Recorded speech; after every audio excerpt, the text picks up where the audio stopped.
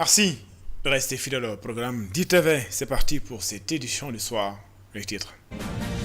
Le président de la République a demandé une seconde relecture du projet de loi portant modification des articles L29 et L30 du Code électoral. L'Assemblée nationale qui s'est d'ailleurs saisie donc la lettre du président de la République a voté en urgence donc en commission. Dès demain, donc ce samedi, les députés sont convoqués pour l'adoption de la relecture du projet de loi modifiant les articles L29 et L30 du Code électoral. Dans cette édition également, le Centre national d'action anti-mine au Sénégal prépare la relance des opérations de déminage en Casamance, une zone encore confrontée à la présence des mines anti-personnelles. Le directeur donc, du CNAMS met en avant les difficultés logistiques liées notamment au déploiement des machines lourdes de près de 30 tonnes fournies par le Japon. La Tabaski, c'est dans quelques semaines, mais du côté des citoyens, les préparatifs ne vont pas au bon train. Ils sont plombés par la conjoncture économique difficile. Ces derniers estiment que chaque père de famille doit d'ailleurs faire avec les moyens du bord. Voilà pour les titres. Le développement, c'est dans une poignée de secondes.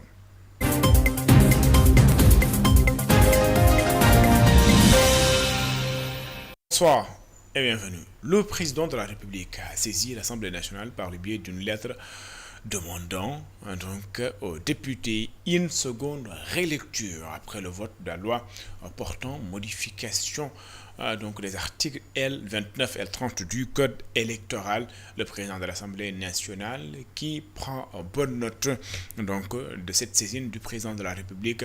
Je vous propose de suivre les explications d'El Haj Malik Ndiaye, président de l'Assemblée nationale. De lever la séance, mesdames et messieurs, je voudrais vous informer que le bureau de l'Assemblée nationale s'est réuni ce matin afin de statuer sur la demande du président de la République.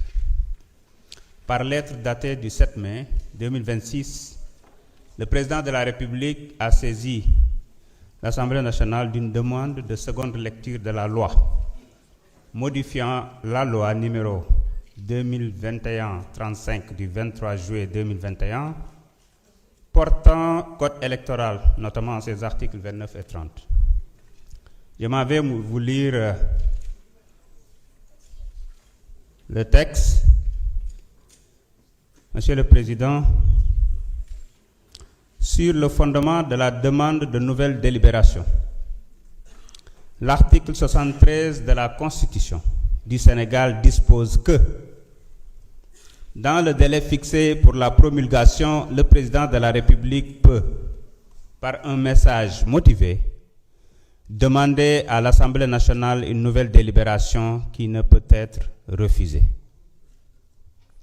Le constituant donne donc au président de la République la faculté de saisir l'Assemblée nationale pour une seconde lecture d'une loi déjà votée.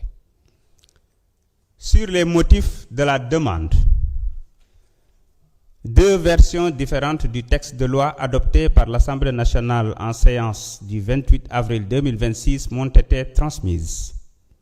Je note par ailleurs que le sujet des deux versions du texte s'est aussi invité dans la presse par la voix de certains députés.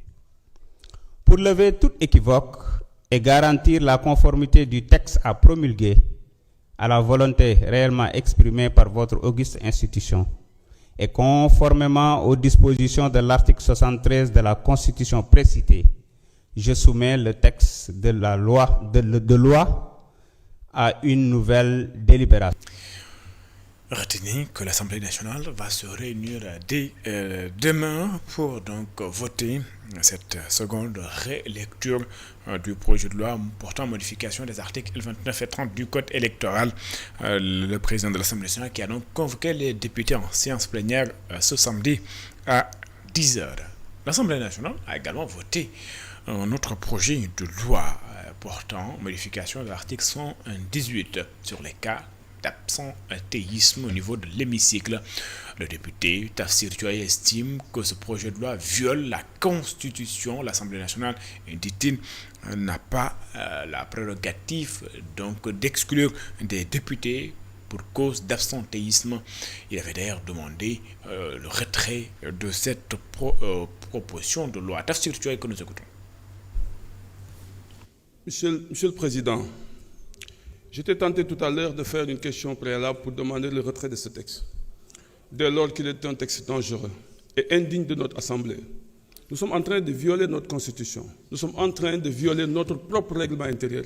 Et ça, c'est indigne de notre Assemblée. Je ne parle pas des absences. Moi, je ne parle pas pour moi. Vous savez tous que je suis là présent. Tous les jours, je suis là.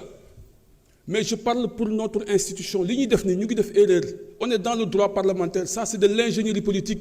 C'est de la science politique qu'on est en train de faire. Je vous donne juste, on dit l'article 1er, la présence en séance plénière est obligatoire. Ça viole le règlement intérieur en son article 8, en son article 9, en son article 3. Ça viole la Constitution en son article 59. Parce que le mandat n'appartient pas à Aïb ou à Aïb quelqu'un ici. Ça appartient au peuple qu'il a donné à son député. Et ça, c'est la Constitution. S'il vous plaît. Et on dit à quelqu'un, si vous ne prenez pas 10 fois, vous perdez votre mandat comme ça. La démission de fait, d'office, ne nous appartient pas. Ça, c'est le code électoral qui le dit. On l'a emporté. D'un coup, le code électoral, un du côté sous le règlement intérieur. C'est les articles de 163 à 172. L'article 172 et l'article 132 de notre règlement intérieur. L'article 118 de notre règlement intérieur est le prolongement de l'article 132 qu'il complète. Nom de Dieu, la démission d'office. Non, mais s'il vous plaît, le mandat impératif est nul. Et ça, c'est la Constitution. Mon ami Aïb m'a dit oui, c'est parce qu'on te dit de voter dans un sens ou dans un autre. Ça, c'est restrictif du mandat impératif. Dans notre règlement intérieur, on dit que le débat législatif est libre. La réplique de Abdoulaye Tall, membre donc de PASTEF, président également de la commission des lois.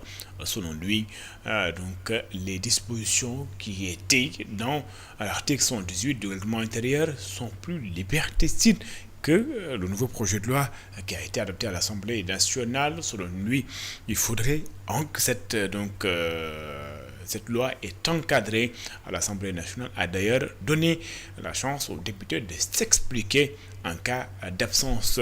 Je vous propose de suivre la version originale de Maître Abdoulaye Tall. Article 118 bi nga xam ne moom la ñu bëgg a modifier disposition yi ci nekk ñoo gën a liberticide bu ñu appliqué woon article 118 bi nga xam ne moom la ñu modifier en l'état bu ñu ko appliqué woon dàq nañ fi député yu bari. Dama ni dàq nañ fi député yu bari parce que dañuy un député qui aura manqué aux séances sans pour autant mu wax le nombre de séances OAUX 2 séances rek bu ko manqué bu ñu neexee ne que andi woo justificatif dàq nañ la tuy déclaré démissionnaire. Beneen bi mooy mbirum dàq bi ñuy wax nekkul lu bees règlement intérieur bii moo ko wax moo ni le député article 118 damay bañ ñu ngeen di tomber dans le piège lorsque sans excuse légitime admise par l'Assemblée nationale, un député a manqué au cours de son mandat aux séances d'une section unique ordinaire, son indemnité parlementaire est immédiatement suspendue et il peut lui être notifié qu'il est déclaré. Il lui est notifié qu'il peut être déclaré démissionnaire d'office. Mais c'est dans le règlement intérieur. Là, nous avons fait nous lii nuñ ko bindee député bu ñu fi bëgg a xeex ko ku ñu fi bëgg a daaneel ko te wóorul te ñi ko defoon. daanaka mosuñu ko appliqué waaye ku ñu bëgg a xeex nañ la parce que gis nga fi ay députés yoo xam ne dañ ne woon démissionné nañ seen parti te pourtant mosuñoo bind démission parce que dañoo am position contradictoire hostile à leur politique ñu taxaw dàqale na dina déclaré démissionnaire te waxuñu waxi absence pourtant texte bii moo gën a leer mosuñu ko appliqué ñun niñ ko waxee ci bu bees bi mooy au moins sanction graduée la léegi ku absenté 4 fois sans excuse légitime sans excuse nit ñi dañuy mel ni dañuy fàtte excuse yi wax nañ ko fii liste nañ ko excuse yi nga xam ne accepté nañ ko. Le Front pour la défense de la démocratie et de la République appelle à un front unitaire de l'opposition pour les élections locales. Ses membres estiment qu'il faut rester unis et mettre en place une liste pour prendre le dessus sur le régime en place lors des élections locales. Le FDR n'a pas manqué de fustiger l'attitude des autorités avec les emprisonnements et les convocations des opposants. Voici les explications de Ali Saleh, membre du Front pour la défense de la démocratie. Il est ici au micro de Cheikh Ahmed Tidiane Diouf.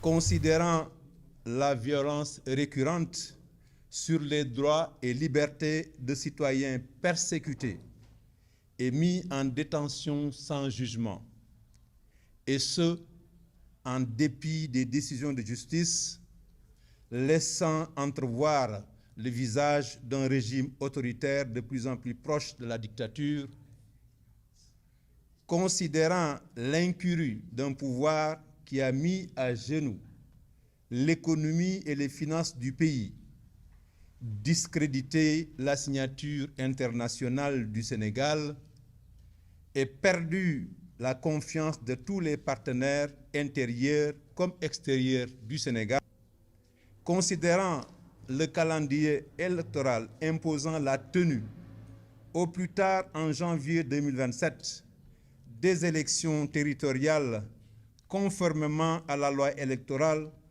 que le régime tente désespérément de modifier sans le moindre scrupule et de manière unilatérale dans le dessein de l'ajuster au profit d'un individu définitivement condamné et contumax de surcroît. Considérant les prochaines élections municipales et départementales comme le premier jalon de la libération du Sénégal de l'emprise néfaste de PASTEF, exprime sa volonté de travailler dès à présent pour une participation commune aux prochaines élections territoriales. Invite, dans cette perspective, toutes les forces politiques d'opposition, toutes les associations constituées dans les territoires, ainsi que les personnalités représentatives à constituer partout avec le FDR des listes unitaires pour gagner ensemble et gérer ensemble. Et puis, retenez également que le Centre Saint-Augustin de Dakar a organisé une journée scientifique placée sous le signe de la responsabilité collective. Chercheurs, universitaires, religieux, acteurs sociaux ont analysé les blocages structurels et comportementaux qui freinent encore le développement du pays dans un environnement où les querelles politiques tendent parfois à détourner l'attention des urgences sociales et économiques. Retenez que les initiateurs ont appelé les acteurs politiques à dépasser les clivages, mais également à apaiser le climat politique et à recentrer l'action publique sur des politiques efficaces capables d'alléger durablement la souffrance du citoyen, mais aussi répondre aux défis de la souveraineté économique. Daoudeba et Moussadia. L'Église catholique peut jouer un rôle crucial dans la promotion de la souveraineté économique, avec notamment les réflexions approfondies autour de cette question. Ce qu'elle peut faire, c'est justement de mettre au centre de ses activités économiques la personne humaine, donc le respect de la dignité de la personne humaine. Parce que les personnes qui sont préposées à gérer les institutions publiques, la gestion des institutions économiques doivent être aussi des personnes d'abord vertueuses. Les initiateurs de cette journée scientifique estiment que le développement du pays est également freiné par une véritable crise comportementale. Ils appellent d'ailleurs à une prise de conscience collective pour lever ces blocages. Qu'on voit peut-être dans notre pays, c'est aussi cette crise comportementale freine aussi. Il faut vraiment qu'on revienne sur la question des vertus civiques. Témoigner d'un comportement digne d'une personne qui peut porter en avant une responsabilité de gestion des institutions publiques. Ces derniers invitent également les acteurs politiques à faire preuve de retenue et à privilégier l'intérêt des citoyens. Mais maintenant, il faut dépasser les égos personnels pour voir l'objectif, c'est quoi? C'est la gouvernance publique. Et la politique, c'est la gestion des choses publiques. Alors, qui dit choses publiques, c'est le peuple.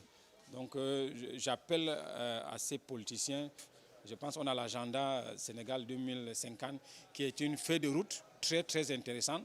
Alors, on gagnerait plutôt à se focaliser et à laisser nos intérêts personnels. À travers cette journée scientifique, le Centre Saint-Augustin de Dakar entend contribuer à une réflexion approfondie sur les défis liés à la pauvreté et à la souveraineté économique dans les pays du Sud, en particulier au Sénégal. Cette initiative intervient dans un contexte social marqué par des difficultés économiques persistantes. Et puis, litige foncier à Thiénaba. Une opération de terrassement d'un champ de 2 hectares divise donc les populations et la mairie de cette commune du département de Thiès, la mairie qui avait ordonné le terrassement de l'espace sans aviser la famille propriétaire du terrain. Selon les membres de cette famille, il a fallu l'intervention de la gendarmerie de la localité pour calmer la situation. Les propriétaires dénoncent un accaparement de terre au nom d'un supposé lotissement, une situation que juge inacceptable. Isidore Alexandre Sène Samba Fall. dafa am loo xam ne jàppoon ni jeex na ci Sénégal mu mel ni dafa mel ni commencé judduwaat. Leur surprise a été grande lorsqu'un engin a fait irruption dans leur champ. Biñ Diomaye jëlee réew mi ba léegi ak Ousmane Sonko, c'est la première fois ñu. De mémoire, il s'agit d'une première dans notre commune depuis l'arrivée du nouveau régime. Pourtant, ils avaient promis de protéger les petits paysans. dañ leen dooleel seen tool yi. ñun nag tool bii sunu toolu maam la sama nijaay ak nii mooy kilifa gi. Depuis 1960 bi fi nekk ak léegi. Des années durant, l'espace a servi pour cette famille et jamais il n'a été l'objet d'un protocole pour être loti selon les propriétaires. tool bi sama maam moomoon ko am ko 1882 bi sañcee Thiénaba mu jógee fi bàyyi. Ce champ de 2 hectares est un héritage. Ces rogniers-là sont plantés par notre grand-père. di fi ji ron yi yëpp 1915 la ko fi doon ji kon am na 131 ans ron yi ngay seen nii. maire mënut a génn benn këyit bu ñu signé protocole de d'accord bi mu fi waxoon lotissement dañ. Le maire ne pourra jamais montrer un protocole qui nous lie, donc il nous a causé un tort. arrêté baa ngi nii arrêté bi préfet moo ko defoon beneen bi am na ci yoo xamante ne ay procuration la maire ci bopp moo ko signé bu dem ba signé ay procuration yëpp mu ngi nii mu ngi ci avocat bi. Cette femme n'avait que ses yeux pour pleurer quand elle a vu l'engin procéder au terrassement du champ. ma ñëw man ak Ndeye ak suñu doom yi Baye Ousmane ak Mame Talla ñu taxaw nag arrêté taxaw nag fi mu war a jaar yëpp ñu wër ko cercle. Quand je suis arrivé, j'étais stupéfait et atteinte dans mon cœur. Automatiquement, je me suis interposé, dû à ce que l'engin passe sur nous. nga wax ak moom wala mu yëg wala dara pelente amul woowoo leen paa bi am na ak njaboot ngeen ñëw song ko jàpp ni moom kenn nit la rek ngeen engagé alalam di ko yàqal. li ma ci yéem mooy tool bu mel nii ami robinet am ay. Vous voyez, ils ont tout gâché. ñetti pompe bu électrique ci biir tool bi ñaari terrain fi yoo xamante ne du ñu jeex. Mbadione et ses proches demandent réparation, mais ils écartent toute discussion avec le maire de Thiénaba, Isidore Alexandre Sène Thiès, iRadio. Isidore, la municipalité qui a réagi après ces accusations. Selon la commission domaniale, il s'agit d'un lotissement régulier, un lotissement sollicité d'ailleurs par les propriétaires eux-mêmes. Le conseil municipal qui a donné un avis favorable, Gora Diagne est le président de la commission domaniale de la commune de Taïba. Il est ici au micro d'Isidore Alexandre Sène et de Samba Fall. Lotissement bi ñuy wax ni c'est lotissement illégal. Ce lotissement est régulier et avant ce sont les propriétaires de ce terrain qui ont sollicité ce lotissement. Que ça soit clair, en tant que commission domaniale, nous nous sommes rendus sur les lieux pour les constatations d'usage.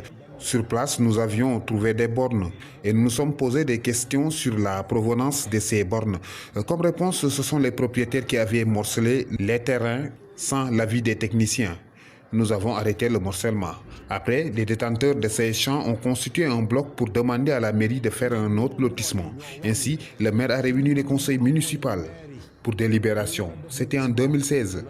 La même situation s'est posée à Touba Gueye, toujours dans la même commune, à Kër Lamine Ndiaye et Kairé. Le conseil municipal a délibéré et a donné son accord le même jour. Voici la délibération, signée par le maire et approuvée par le sous-préfet de l'époque.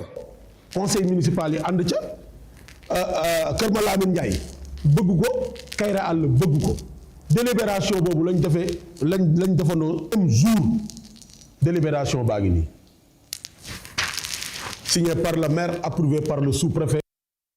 Le Centre national d'action anti-mine au Sénégal prépare la relance des opérations de déminage en Casamance, une zone encore confrontée à la présence des mines antipersonnelles. Son directeur a mis en avant les difficultés logistiques, notamment liées au déploiement de machines lourdes de près de 30 tonnes fournies par l'État du Japon. Ces équipements spécialisés nécessitent d'importants moyens de transport et une mobilisation conséquente des ressources pour être être acheminés vers les zones d'intervention. Ces propos ont été tenus en marge de la visite de l'ambassadeur du Japon à Ziguinchor, Salomon Djidjou, directeur général du CNAMS. Il est ici au micro d'Hassan Ba. Le plus gros souci que nous avons au niveau de la Casamance par rapport au déminage, c'est par rapport à la superficie et aussi les moyens que nous disposons pour faire le travail. Le Japon est venu pour nous appuyer avec du matériel très lourd pour lesquels il va falloir mobiliser d'autres ressources par rapport aux chars qui vont servir de transporter ces machines de 30 tonnes. Oui, 30 tonnes. Donc du coup, le travail reste à faire. Et nous, aujourd'hui, en tant que CNAMS, nous sommes en train de travailler pour la relance des activités. En quoi faisant? En mettant en place le dispositif nécessaire pour tout ce qu'on appelle accréditation. On a deux types d'accréditation, c'est organisationnel et puis opérationnel.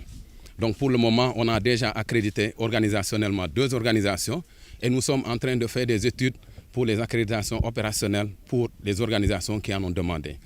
Et ce travail, quand on aura fini, toutes les chaînes et toutes les maisons de presse seront invitées pour le lancement de l'activité au niveau du terrain. Et je suis d'autant plus rassuré si je vois qu'on a assez de personnel qui sont formés, mais aussi on a le matériel que nous pourrons utiliser pour faire avancer l'action anti-mine au niveau de la Casamance. Que les équipes, notre commission qui est en charge d'accréditer les organisations par rapport à tout ce qui est action anti-mine, ils sont en train de faire des études par rapport à ça. Donc cette semaine, nous avons avancé par rapport à certaines demandes qui n'étaient pas complètes. On a demandé des compléments, on a complété. Et ce qui est sûr et certain, la semaine à venir, nous allons finir le processus d'accréditation et planifier certainement le démarrage ou le lancement des opérations sur le terrain. Et vous serez tous invités parce que nous comptons faire une activité de masse, permettre à ce que les gens sachent qu'on a commencé. Et ce commencement, c'est pour juste dire que nous sommes prêts à aller jusqu'à là où il faut, parce que l'option du Sénégal, c'est d'avoir 0 mine partout au Sénégal. En 2031. Après une première phase jugée concluante, le projet Jeunesse Espoir franchit un nouveau cap. Porté par le consortium Jeunesse Sénégal et l'Union européenne, le programme entame sa phase 2 avec de nouvelles perspectives pour l'emploi, l'insertion professionnelle des jeunes dans un contexte où l'employabilité reste un enjeu majeur. Je vous propose de suivre, mais avant cela, avant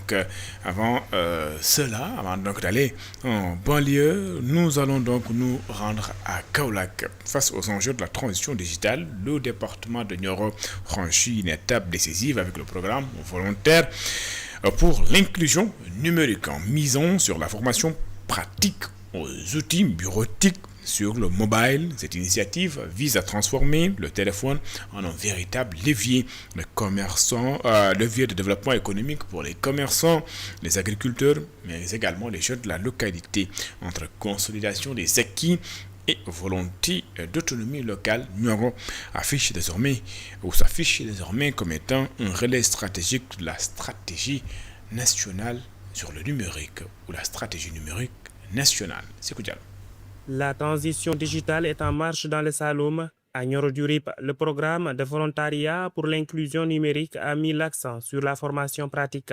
L'idée centrale est de permettre aux citoyens de s'approprier les outils technologiques pour leurs activités quotidiennes. La formation est axée sur la bureautique en mobile avec Word mobile, Excel mobile, PowerPoint. Donc, qui sont des environnements de travail professionnels, mais également la bureautique en ligne avec tout ce qui est Google Drive, un espace de stockage, mais également des outils comme Google Docs, Google Sheet et Google Slide. Pour la municipalité de Nioro-du-Rip, cette initiative répond à un besoin urgent de compétences sur place. Éviter la dépendance vis-à-vis des centres urbains pour la gestion de l'information est une priorité, comme le souligne Cheikh Ahmed Tidiane Wilane, adjoint au maire. On a besoin de formateurs, 3 jeunes bien formés pour faire le travail. C'est pas toujours aisé de recourir au central pour avoir des informations. Mais si on initie une rencontre au niveau national avec des jeunes de chaque département, vraiment bien outillés, je crois qu'il faut faire le travail. Alors que la première phase de déploiement s'achève, l'heure est désormais à la pérennisation.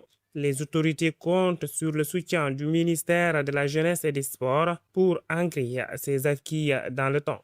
Georges Armand de Guénovo projette déjà la suite du programme. La première phase du programme s'est terminée. On doit aller vers la deuxième phase qui nécessite une consolidation et un accompagnement de Madame le ministre de la Jeunesse et des Sports pour consolider ce programme qui correspond à un besoin des collectivités territoriales. Avec cette étape, Nioro du Rip se positionne comme un relais essentiel de la stratégie numérique nationale misant sur sa jeunesse pour porter la modernisation des services et des usages. C'est tantôt après une première phase jugée, concluante, le projet Jeunesse Espoir franchit un nouveau cap.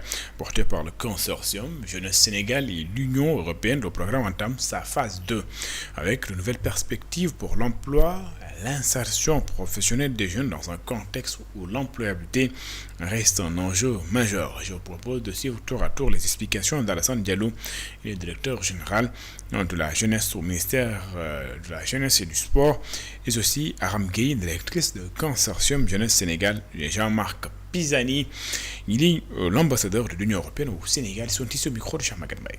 Ce programme 2 puisse envisager d'entrer encore à l'intérieur du pays, notamment au nord, au sud, au sud-est, pour vraiment faire dupliquer cette initiative au niveau de l'intérieur du pays. Comme ils l'ont dit, l'employabilité des jeunes, c'est quelque chose qu'il faut forcément adresser, parce que nous savons que la jeunesse, elle est plurielle, elle est très bien instruite, mais malheureusement, ceux qui viennent chaque année sur le marché du travail ne peut pas être absorbés par l'État. C'est près de 200 000 demandeurs d'emploi qui viennent chaque année.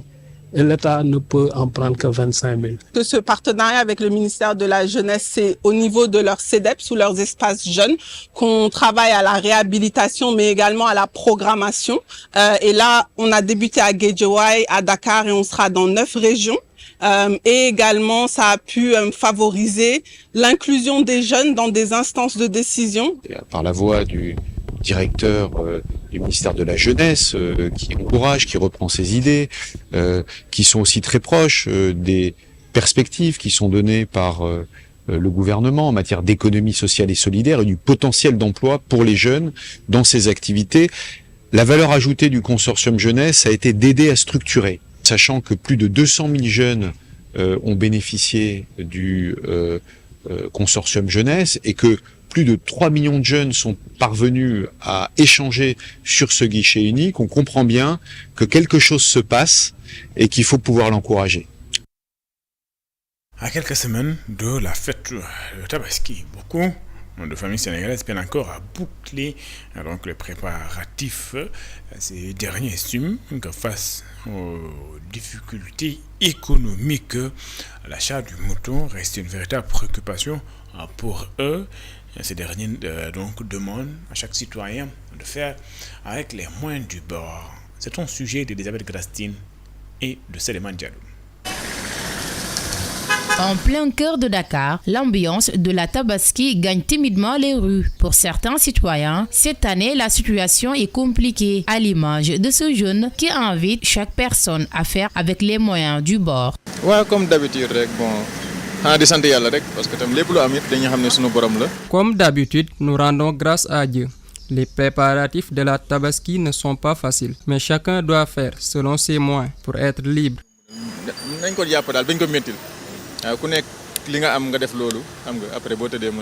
Ce jeune père de famille ne cache pas son inquiétude. Il prépare difficilement la fête dans un contexte marqué par la hausse du coût de la vie. Les précédentes Tabaski étaient meilleures. Aujourd'hui, la fête approche, mais certains n'ont même pas acheté un mouton, alors que la Tabaski rime avant tout avec le mouton. Ce mécanicien invoque une situation économique qu'il juge préoccupante. Selon lui, beaucoup de familles n'ont pas encore les moyens d'acheter leur mouton de Tabaski. La vie est devenue très dure, Dieu est grand, mais la situation est compliquée. Beaucoup n'ont toujours pas de moutons et c'est encore plus difficile pour les pères de famille. métti na lool tout suma borom kër yi comme sama saar gi métti na si ñoom lool. À quelques semaines de la Tabaski, les préparatifs continuent de peser lourdement sur de nombreux habitants rencontrés dans les rues de Dakar. C'est la fin de cette édition. Merci de l'avoir suivi. Excellente suite de programme sur les antennes d'ITV. Retrouvez Modoumake Ignan dans l'invité de la rédaction. Il reçoit ce soir Ismaïl Sow plutôt. Il est le président de la Maison des éleveurs du Sénégal. À tout de suite.